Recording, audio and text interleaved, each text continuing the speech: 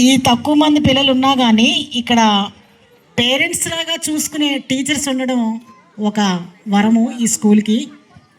ప్రతి 10 మెంబర్స్కి ఒక టీచర్ అలాగా చూసుకుంటూ ఉండడం వల్ల పర్సనల్ కేర్ ఎక్కువ ఉంటుంది. అంటే వాళ్ళని పర్సనల్ కేర్ అంటే ఇప్పుడు ఇండివిజువల్గా ఎవరేం చేస్తున్నారు అనేది బాగా తెలుస్తుంది. ఒక 50 మంది స్టూడెంట్స్ని చూసుకుంటాం కన్నా 10 మందిని స్టూడెంట్స్ని చూడడం ఈజీ. కాబట్టి వాళ్ళు ఏం చేస్తున్నారు, ఎలా ఉంటున్నారు అనేది.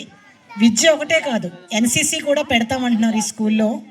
మనకి ఈ అకాడమిక్ ఇయర్లో పిల్లలకి అన్ని విధాల ఆటల్లోనూ ఆటల పోటీల్లోనూ కాకుండా పాటల పోటీలు, తర్వాత ఈ గేమ్స్, ఈ నాటకాలు, ఇవన్నిటినీ కూడా వాళ్ళని ప్రతిభావంతులుగా తీర్చిదిద్దాం అంటున్నారు.